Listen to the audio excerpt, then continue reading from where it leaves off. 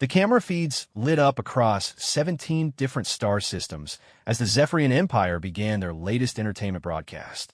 Commander Vextal stood before the trembling human captive, his scaled hands adjusting the recording equipment with practiced ease. The being before him was unremarkable by galactic standards, short, soft-skinned, and lacking any visible natural weapons or armor. Citizens of the Empire, Vextal announced, his voice carrying across countless worlds through quantum communication arrays. Today we present another specimen from the recently discovered world called Earth. This creature calls itself Marcus Chun, and like all humans, it believes itself to be intelligent despite having no psychic abilities, no natural defenses, and technology barely capable of reaching their own moon. Marcus sat bound in the interrogation chair, his wrists secured with energy restraints that hummed softly in the sterile room. The walls around them were covered in alien symbols that pulsed with bioluminescent light, and the air tasted of ozone and something metallic he couldn't identify. Despite his situation, his dark eyes remained steady, watching his captors with the patience of someone who had learned to observe and wait. The Zephyrian commander gestured to the viewing audience with theatrical flair. We captured this one during our routine harvesting mission to their pathetic little blue world. Watch as I demonstrate the complete helplessness of these so-called humans. Vextal produced a neural probe, its tip crackling with blue energy. This device will extract all of his memories while causing excruciating pain. Their primitive nervous systems cannot handle even basic neural interfaces. Marcus spoke for the first time since the broadcast began, his voice calm despite the circumstances. Before you do that, Commander, might I ask about your Empire's military doctrine? I'm genuinely curious about how you've maintained control over 17 star systems. Vextal paused, surprised by the question. The audience across the galaxy watched with growing interest. Most captives begged or screamed by this point in the proceedings. You dare question the might of the Zephyrian Empire, primitive creature? We rule through superior firepower and advanced technology your species cannot even comprehend. Superior firepower, Marcus repeated thoughtfully. I noticed your ships use plasma-based weaponry primarily. Impressive range, but the energy requirements must be enormous. How do you handle supply lines across such vast distances? The commander's scaled face showed confusion. This was not how these interrogations typically proceeded. Our supply lines are irrelevant to your situation. You will tell us about Earth's defenses so we can properly catalog your world's resources before harvest. Marcus nodded, as if this were a reasonable request. Earth's defenses are indeed limited by your standards. We have no energy shields, no faster-than-light weapons, and our most advanced ships barely qualify as interplanetary vessels. But before I share details, could you help me understand something about Zephyrian culture? What? Vextal snapped, growing irritated with this unusual captive. Your empire spans 17 systems, each with different atmospheric compositions, gravity levels, and environmental challenges. Yet you maintain unified control. That suggests remarkable adaptability and logistical coordination. How long did it take to establish this level of organization? Despite himself, Vextal felt a surge of pride. The Empire required 3,000 years to reach its current state of perfection. We conquered each world through careful planning and overwhelming force. 3,000 years, Marcus mused. That's impressive patience and strategic thinking. Earth's entire recorded history spans roughly 5,000 years, and we spent most of it fighting each other rather than expanding outward. We clearly have much to learn from civilizations like yours. The commander found himself oddly pleased by this acknowledgement. Across the galaxy, viewers leaned forward in their seats. This human's calm demeanor and intelligent questions were unlike anything they had seen from previous captives.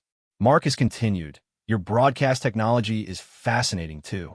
Quantum entanglement communication across multiple star systems simultaneously? The computational power required must be staggering. How do you prevent signal degradation over such distances? Vextal straightened with visible pride. Our quantum arrays utilize crystalline matrices grown in zero-gravity environments. Each crystal is perfectly aligned to maintain entanglement coherence across distances your species considers impossible. Remarkable engineering, Marcus said with genuine admiration. On Earth, we're still struggling with quantum decoherence in laboratory settings. Your civilization has achieved something our physicists only dream about. He paused thoughtfully. Though I imagine maintaining those crystal matrices requires significant resources. The mining operations alone must be massive. The Zephyrian commander found himself nodding.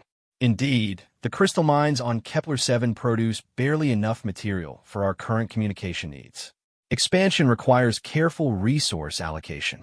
Marcus leaned forward slightly, his restraints humming with energy. That's fascinating from a strategic perspective. In human military theory, we have a concept called logistics, the idea that winning battles depends as much on supply chains as on weapons technology. It sounds like the Empire faces similar challenges on a galactic scale. Your species has military theory? Vextal asked, genuinely curious now. Oh yes, though primitive by your standards. We've been refining warfare for thousands of years, unfortunately. Everything from small unit tactics to grand strategy. Not that it would matter against your technology, of course. Your plasma weapons could probably destroy our entire fleet before we got within effective range. The commander's chest swelled with satisfaction. Our dreadnoughts carry main batteries capable of melting entire continents. Your ship's metal hulls would vaporize before you could fire a single primitive missile. Marcus nodded appreciatively. I can imagine, though I'm curious about targeting systems at such ranges. With lightspeed delays and enemy maneuvering, hitting fast-moving targets must require incredible computational prediction algorithms. Our targeting matrices can calculate intercept courses for objects moving at significant fractions of light speed, Vextal boasted. No enemy has ever successfully evaded our long-range bombardments. Impressive, Marcus said, though I suppose at close range, against multiple small, fast targets, the calculations become more complex, especially if those targets used unpredictable movement patterns. The commander waved dismissively. Close-range combat is for inferior civilizations. The Empire's doctrine emphasizes maintaining distance and using superior firepower to eliminate threats before they can close. Marcus appeared to consider this carefully. A sound strategy against conventional opponents, though I imagine it requires excellent intelligence gathering to identify threats before they become dangerous. Naturally, our scout networks monitor all developing civilizations for signs of technological advancement that might threaten the Empire. And Earth triggered those monitoring systems recently? Marcus asked. Bextal Nadif, your species achieved atomic weapons and basic space flight within the same century. Such rapid advancement required investigation. Makes sense, Marcus agreed. Rapid technological development can be unpredictable, though I suppose you found Earth's advancement less concerning than initially feared. Your world poses no meaningful threat, the commander confirmed. Primitive nuclear weapons and barely functional spacecraft. We will catalog your resources and incorporate your population into the Empire's labor force. Marcus was quiet for a long moment, and when he spoke again, his voice carried a different quality, still calm, but with an underlying edge that hadn't been there before. Commander, there's something I should probably mention about human history and our approach to warfare. What could your primitive species possibly teach the Empire about conflict? Bextal scoffed. We have a saying on Earth, the best defense is a good offense. But we also have another saying that might be more relevant to our current situation. Marcus met the alien's gaze directly. We say, never fight the last war. It means that preparing only for the threats you've already faced leaves you vulnerable to entirely new types of danger. The commander's expression grew uncertain. Explain. Marcus smiled, and for the first time since the broadcast began, it wasn't entirely friendly. You've spent 3,000 years perfecting a military doctrine based on technological superiority and overwhelming firepower at long range. Your entire strategic framework assumes enemies will fight you the way previous enemies have fought you, with conventional weapons, predictable tactics, and a desire to preserve their own forces and territories. This is correct. Why would any rational civilization choose defeat over surrender when faced with superior force? That's exactly the right question, Commander. Why would any rational civilization make that choice? Marcus paused, letting the question hang in the air. The answer is that some civilizations aren't entirely rational. Some have learned that survival sometimes requires accepting unacceptable losses to achieve victory. Vextal's scaled skin began to shift toward a darker shade, a sign of growing unease among his species. You speak in riddles, human. Let me be clearer then, Marcus said. Your empire's greatest strength, your ability to destroy any conventional military force, is also your greatest weakness. You've never faced an enemy willing to sacrifice everything to ensure your defeat. You've never fought an opponent who views their own extinction as an acceptable cost if it means taking you with them. The broadcast feeds across 17 star systems carried an unusual tension as millions of viewers sensed something changing in the dynamic between captor and captive. Marcus continued, his voice growing colder. You intercepted one of our deep space probes 16 months ago. You analyzed our technology, our biological samples, our cultural data broadcasts. You learned about our capabilities and our apparent limitations. But there's something about human psychology that doesn't translate well through technical analysis. What are you talking about? Vextal demanded. We're the species that invented the concept of mutually assured destruction, Commander. When we developed nuclear weapons, our first instinct wasn't to use them for conquest. It was to build enough of them to guarantee that any aggressor would be destroyed even if they managed to kill us all. We're the species that, when faced with extinction, doesn't ask how do we survive, but rather, how do we make sure our enemies don't survive either? The alien commander's breathing had become audibly faster. Your world has no defenses capable of threatening the Empire. Marcus's smile widened, and it was not a pleasant expression. That's true, Commander. Earth itself is defenseless against your dreadnoughts.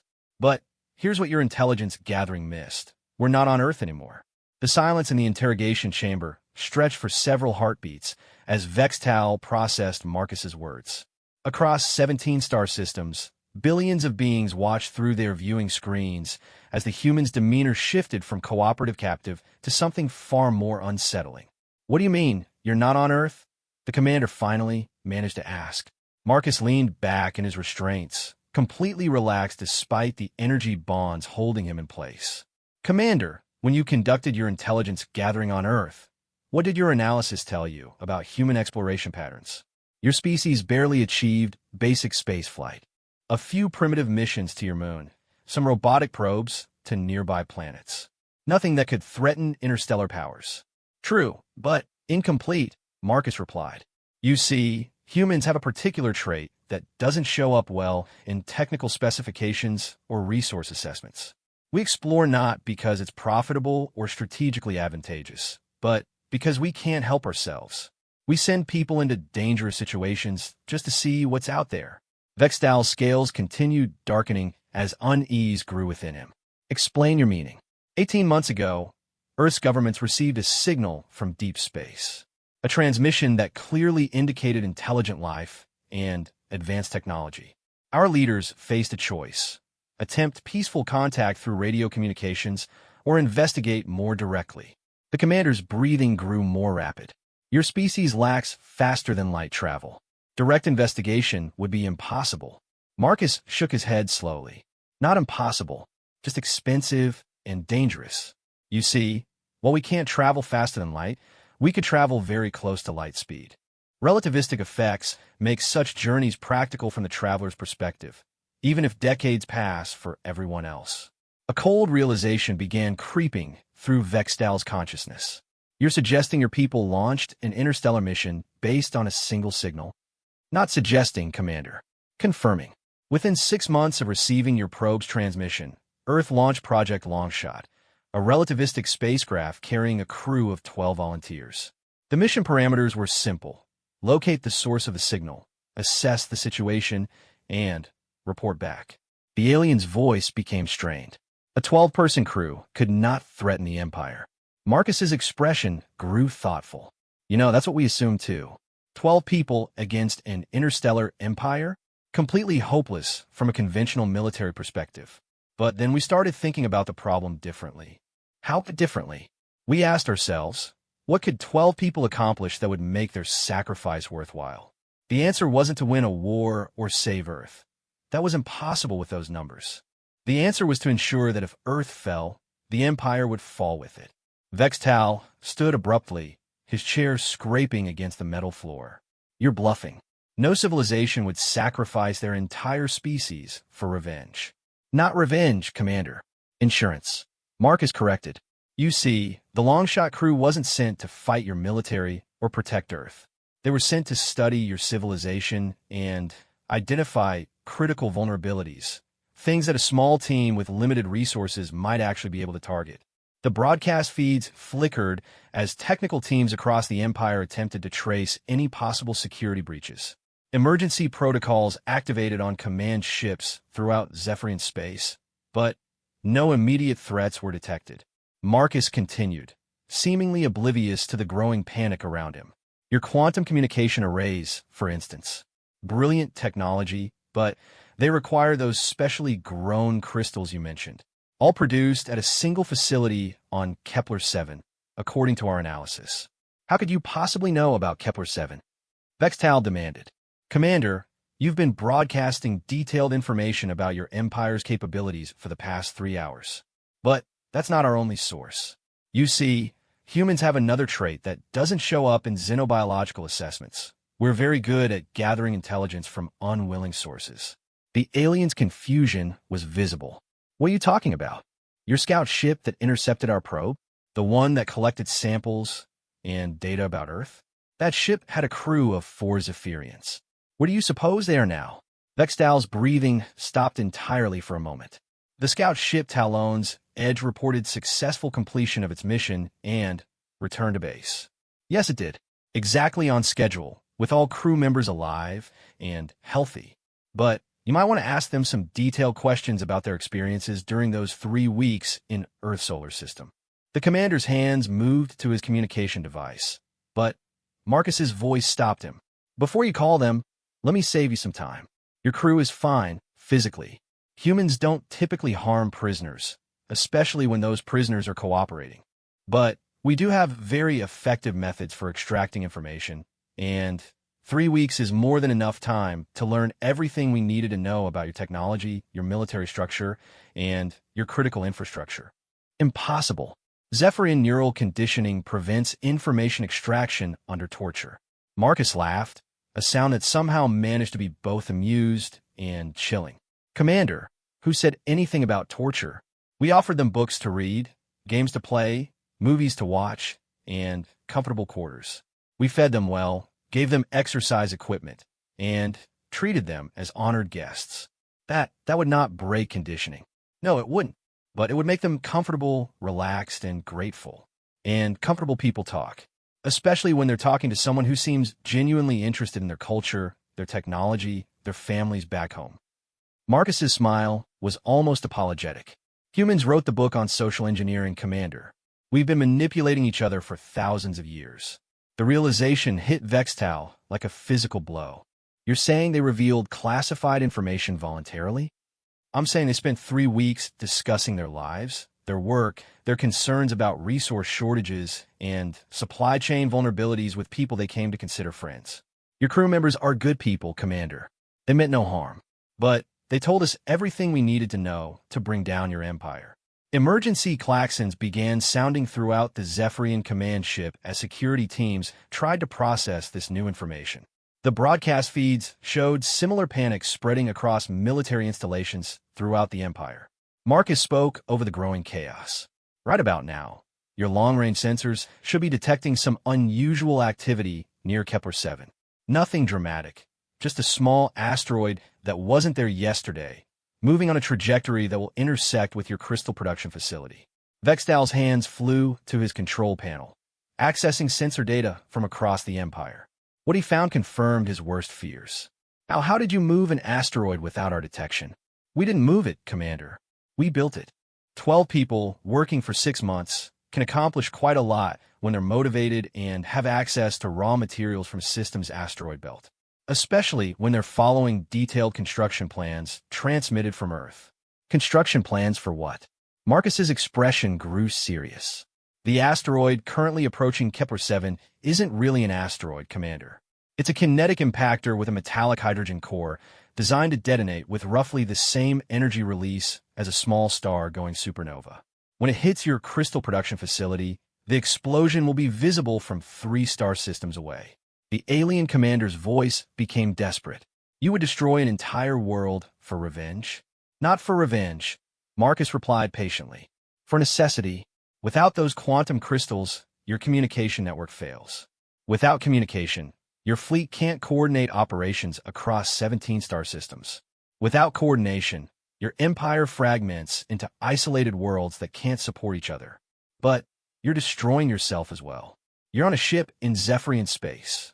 Marcus nodded calmly. Yes, I am. And in approximately 6 minutes, when my colleagues detonate that impactor, every Zephyrian military unit in the galaxy will lose contact with Central Command.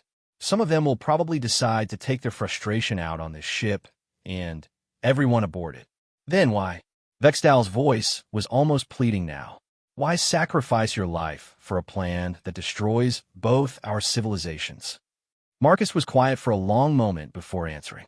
Commander, there's something else about human psychology that doesn't translate well through cultural analysis.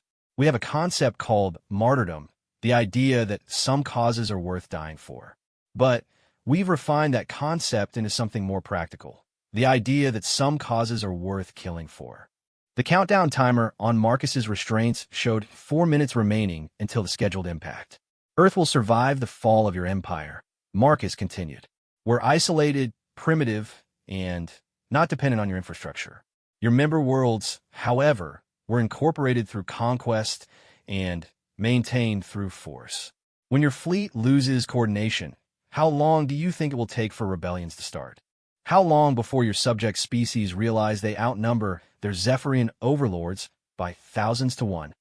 Vextal stared at the human in horror as the full implications became clear. You're not just destroying our military capability. You're engineering the complete collapse of our civilization. I'm creating an opportunity, Marcus corrected.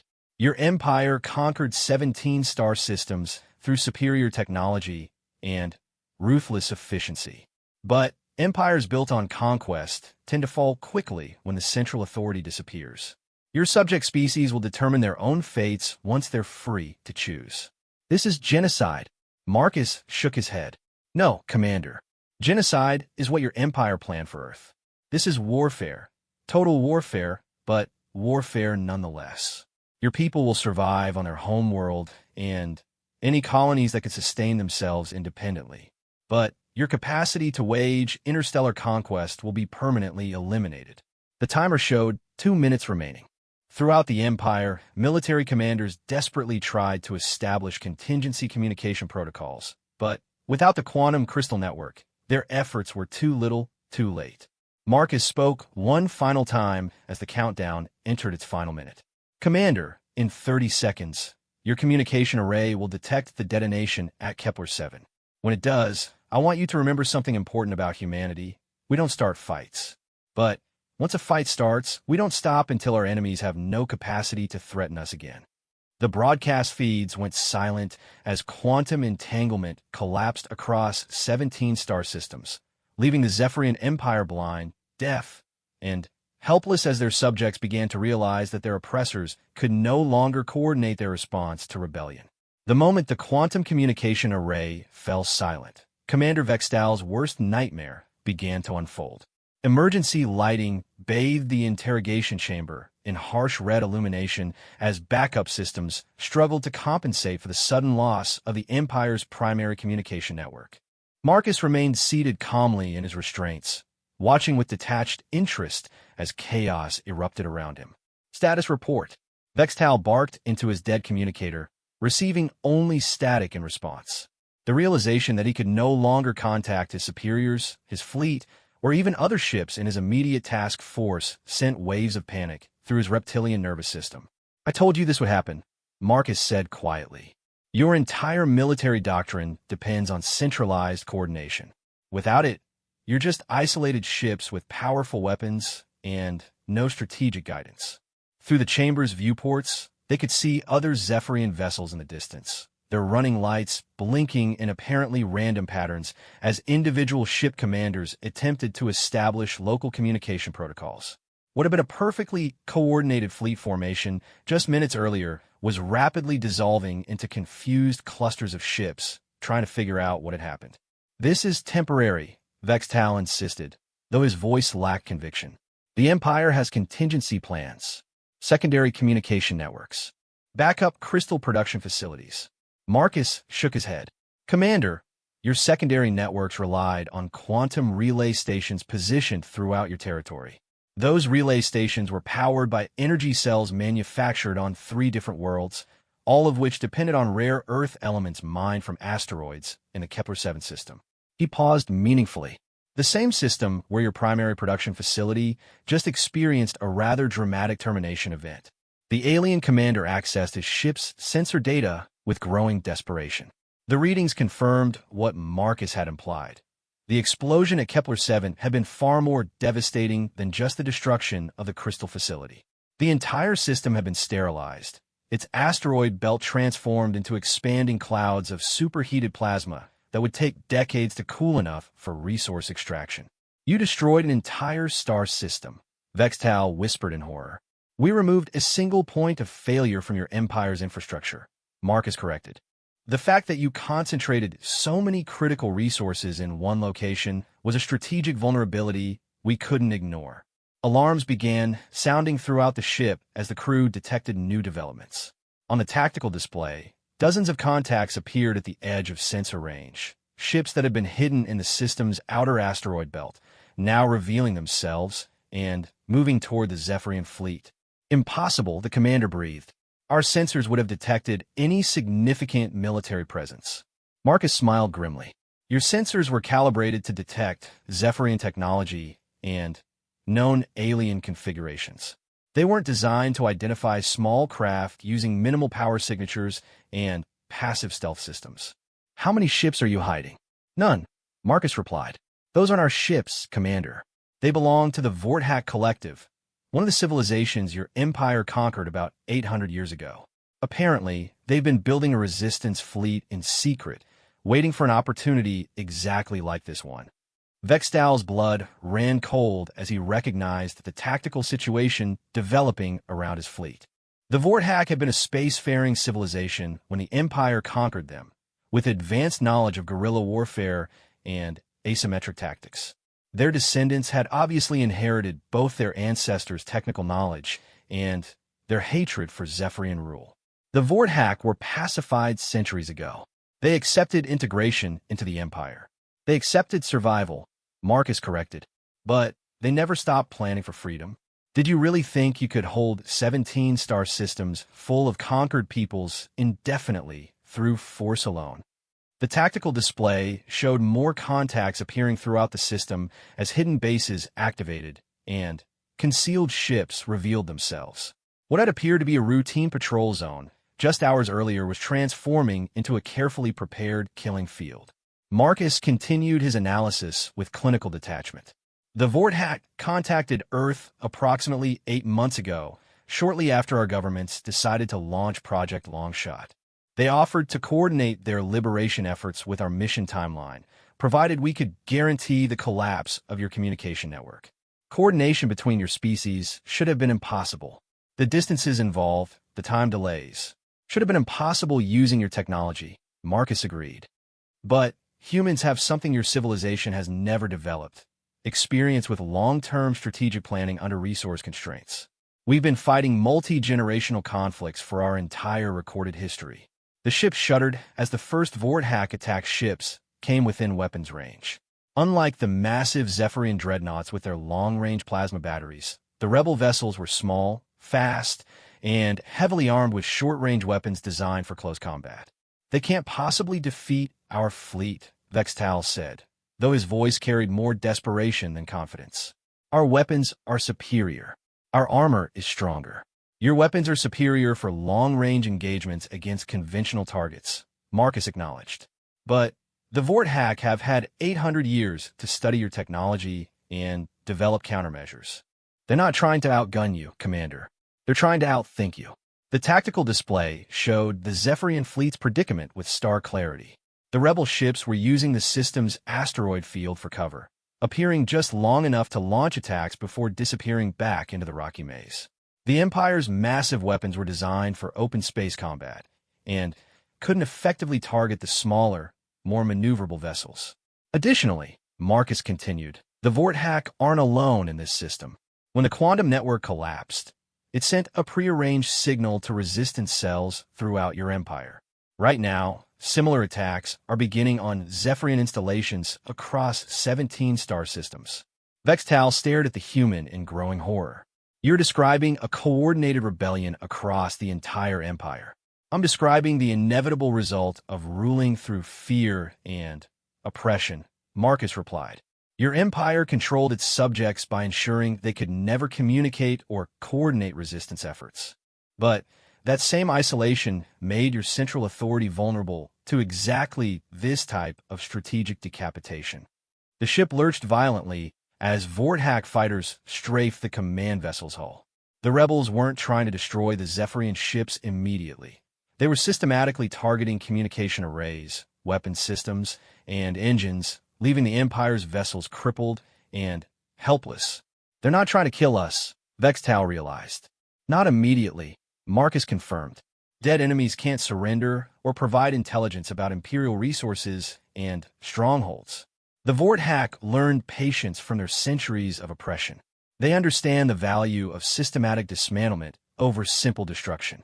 Through the viewport, they could see other Zephyrian vessels attempting to break orbit and escape the system, but Vorthack blockade ships had positioned themselves at all major jump points. The rebels clearly had detailed knowledge of Imperial fleet movements and tactical procedures. How long have they been planning this? The commander asked. Generations, Marcus replied.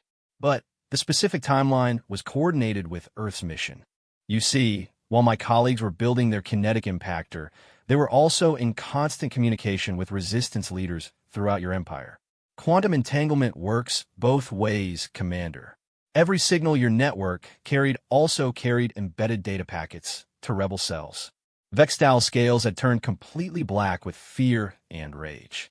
You used our own communication system against us. We used every resource at our disposal, Marcus said simply. That's what total warfare means. When the survival of your entire species is at stake, you don't limit yourself to conventional tactics or honorable combat. You identify your enemy's weaknesses and exploit them without mercy. The ship's lights flickered as power systems began failing under the sustained Vorthack assault. Emergency batteries could maintain life support and basic systems for perhaps another hour, but the vessel was effectively neutralized as a combat unit. What happens now? Vextal asked. Now you learn what it means to be conquered, Marcus replied. The Vorthack will board your ships, take your crews prisoner, and interrogate them for information about Imperial strongholds and resource caches. Some of your people will cooperate in exchange for better treatment. Others will resist and be treated accordingly. And Earth? What does your world gain from this alliance with rebels and terrorists? Marcus was quiet for a moment before answering. Earth gains something that no amount of technology or military power can provide. The knowledge that when threatened with extinction, we don't simply accept our fate. We find a way to take our enemies with us, and we make sure that victory costs them everything they thought they were fighting for. The interrogation chamber's door burst open as armed Vorthack soldiers entered, their environmental suits designed for boarding actions against Zephyrian vessels. Their weapons were aimed at Commander Vextal, but their body language showed clear respect for Marcus. One of the soldiers spoke through a translation device, its voice carrying the authority of command. Human Marcus Chun, the Collective Council sends greetings. Your mission has succeeded beyond all projections. 17 worlds have declared independence from the Empire in the past hour, and Imperial forces are in full retreat throughout their territory. Marcus nodded acknowledgement. Commander Vextal has been cooperative during our conversation. I recommend he be treated as a valuable intelligence asset rather than a common prisoner. The Vorthack officer studied the Zephyrian commander with cold calculation. The Collective Council will determine appropriate treatment based on his cooperation with our interrogation teams. Crimes against conquered peoples require proper accounting. As the soldiers moved to secure the chamber and transfer prisoners, Marcus looked directly at Vextal one last time. "Commander, I want you to understand something important. This wasn't revenge, and it wasn't conquest. This was simply humans doing what we do best, solving problems that everyone else considers impossible." The former Imperial officer watched helplessly as his captors prepared him for transport to a Vorthack interrogation facility. The empire he had served faithfully for decades was collapsing around him, brought down not by superior military force or advanced technology, but by a single shipload of humans who had understood something the Zephyrians never could. Sometimes the best way to win a war is to make sure your enemy can't afford to win it. 6 weeks after the collapse of the Zephyrian communication network, Marcus Chin stood in the observation deck of the Vorthack flagship Vengeance Rising, watching as the last Imperial stronghold in the Proximus sector surrendered to rebel forces. The view through the reinforced windows showed a sight that would have been impossible just months earlier. Zephyrian dreadnoughts powering down their weapons and submitting to boarding parties from a dozen different resistance movements. "It's remarkable how quickly 3,000 years of empire can crumble," said Council Leader Thexvar, the Vorthack commander who had become Marcus's primary liaison during the Liberation Campaign. The aliens' bioluminescent patches pulsed with patterns that Marcus had learned to recognize as satisfaction mixed with grim determination. "Not remarkable," Marcus replied, studying the tactical displays that showed similar surrenders occurring across what had once been Imperial space. "Inevitable. Your empire was built on a foundation of centralized control and technological superiority. Remove those advantages, and the whole structure becomes unsustainable." Through the communication arrays that the Vorthack had hastily constructed to replace the destroyed quantum network, reports continued flowing in from across the former empire. 17 star systems had declared independence within the first week.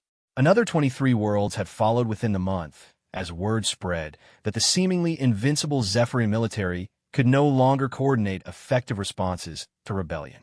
"The Collective Council has asked me to present you with a formal question," Thexvar said, his translation device rendering his complex vocal patterns into clear English.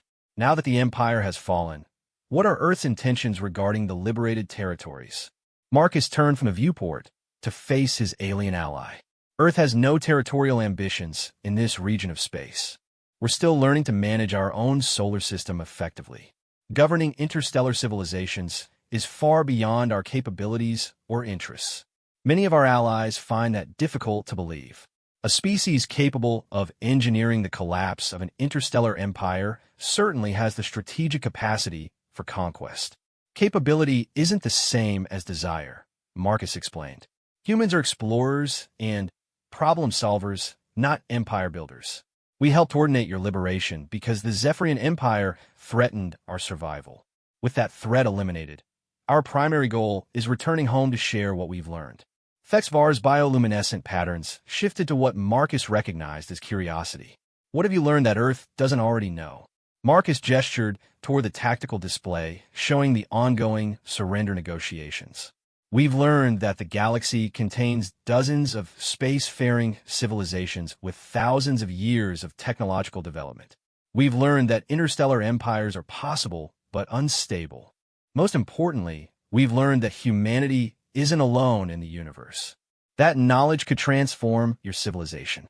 "It will transform our civilization," Marcus agreed, "but not in the way you might expect. Humans have always defined ourselves partly through conflict and competition. Learning that we're not the only intelligent species in the galaxy will give us something we've never had before: perspective on what we could become." A priority communication signal interrupted their conversation, and Thexvar activated the secure channel. The message came from resistance forces in the core worlds, the original Zephyrian homeworld and the heart of their former empire. "Report, Commander Veltar," Thexvar acknowledged. "Council Leader, we have secured the Imperial archives on Zephyr Prime. The historical records contain detailed information about every conquered civilization in their territory, including technological specifications, resource assessments, and population data." Marcus felt a chill of anticipation. "How many civilizations are we talking about?" "Preliminary analysis indicates 47 distinct species across 93 worlds." The Zephyrians maintained detailed records of each conquest, including the locations of forced labor camps, resource extraction facilities, and populations held in stasis for long-term storage. The implications hit Marcus like a physical blow. Populations held in stasis. Thexvar's patterns dimmed with what Marcus had learned indicated deep sadness. The Empire's standard practice for technologically advanced species was to place their populations in suspended animation after conquest. They preserved the most useful individuals for specialized labor while eliminating potential sources of resistance. Marcus stared at the communication array in horror. How many people are we talking about? Conservative estimates suggest approximately 12 billion individuals from 31 different species, stored in facilities throughout Imperial space. Some have been in stasis for over 2 millennia. The observation deck fell silent as the full magnitude of their discovery settled over everyone present. What they had assumed was a liberation campaign had suddenly become something far larger, the resurrection of dozens of extinct civilizations. Can they be revived safely? Marcus asked. Zephyrian stasis technology is remarkably advanced, Commander Veltar reported. Our technical teams believe most of the stored populations can be successfully awakened, though the psychological trauma of learning their civilizations have been dormant for centuries will require careful management. Marcus turned to Thexvar. This changes everything about the post-Imperial galaxy. You're not just liberating current populations. You're potentially restoring entire species that were thought extinct. Indeed. Which brings us back to our original question about Earth's intentions. The galaxy is about to become far more crowded and complex. Dozens of revived civilizations will need time to rebuild, territory to settle, and resources to sustain themselves. The potential for conflict is enormous. Marcus considered the implications carefully. What are you asking exactly? We're asking if humanity would be willing to serve as mediators during the transition period. Your species has demonstrated remarkable strategic thinking and an apparent lack of territorial ambitions. Many of the resistance movements would trust human guidance in ways they wouldn't trust each other. You want us to become galactic peacekeepers. Thexvar's patterns shifted to complex configurations that Marcus couldn't fully interpret. We want you to become what the Empire never was, a unifying force that helps different species coexist rather than dominating them through force. Marcus was quiet for several minutes, processing the request and its implications. Through the viewport, he could see Vorthack engineers working alongside liberated Zephyrian technicians to restore power systems to damaged stations. Former enemies cooperating because the alternative was mutual destruction. I'll need to consult with my team and send a detailed report to Earth, he finally said. This is far beyond the scope of our original mission parameters. Understood. But Marcus, there's something else you should know. The stasis facilities aren't the only discovery we've made in the Imperial archives. What else? Records of other interstellar powers beyond Zephyrian space. Civilizations that view the collapse of the Empire as an opportunity for their own expansion. Some are already moving military assets toward former Imperial territory. Marcus felt his stomach drop. How long before they arrive? Analysis suggests the first major incursions could begin within 6 months. Several of these powers make the Zephyrian Empire look benevolent by comparison. The humans stared out at the stars, realizing that their successful mission had solved one problem only to create a dozen new ones. The galaxy was about to become a very dangerous place for newly liberated civilizations trying to rebuild their societies. Council leader, there's something about human nature I should probably explain. We have a tendency to get involved in situations where we have no business being involved, especially when innocent people are threatened. Are you saying Earth would consider military intervention? Marcus shook his head. I'm saying Earth would probably consider it our responsibility to help protect the civilizations we helped liberate. That's the kind of people we are. We don't start fights, but once we're in a fight, we don't abandon our allies. Even against enemies that might be more powerful than the Empire? Marcus smiled grimly. Council leader, you've seen what 12 humans could accomplish against an empire that controlled 17 star systems.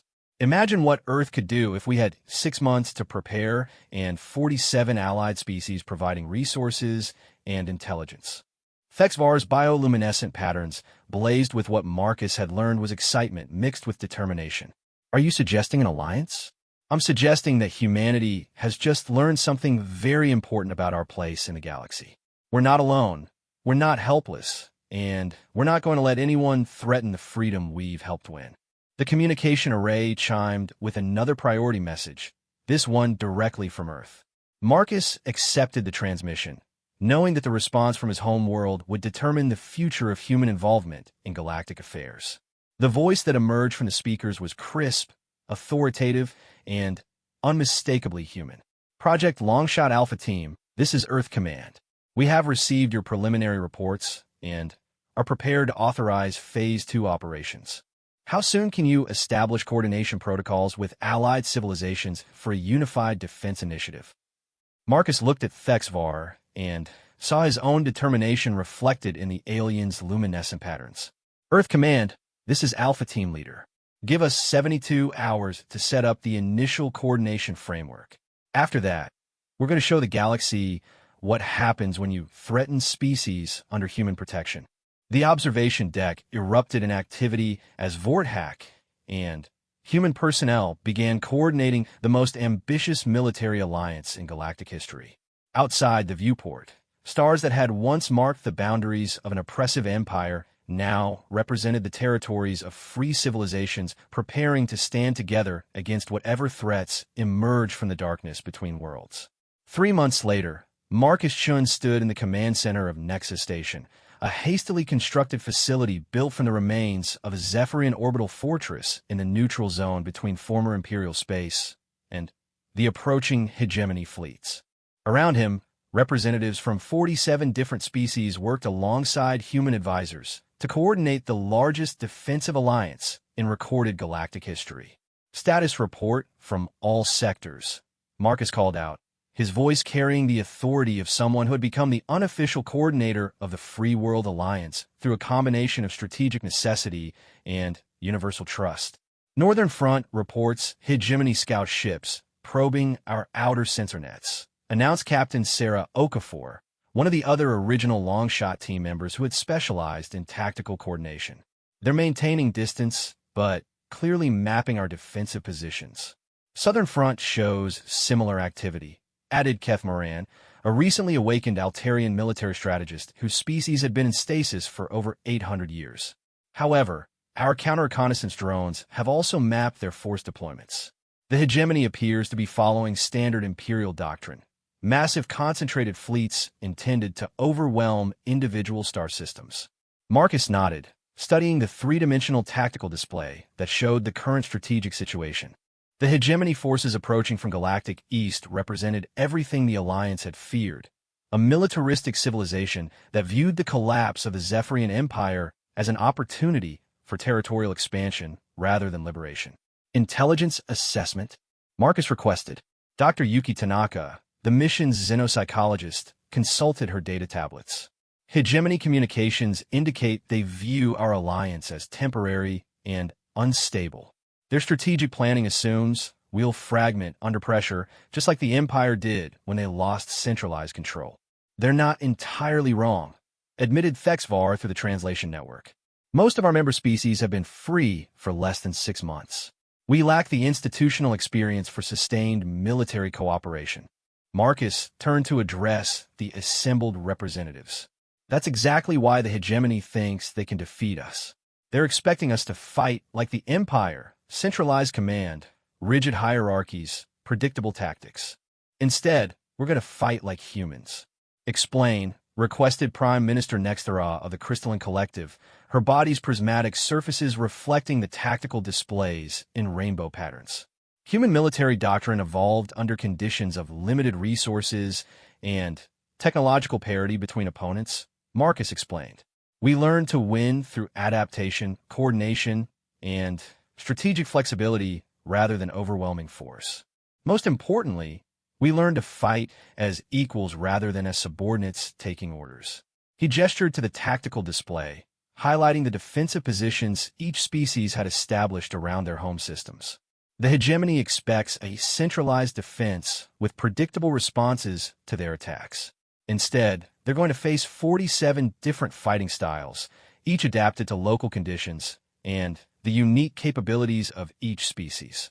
Coordinated chaos, murmured Commander Torres, another long-shot veteran who had become the Alliance's logistics coordinator.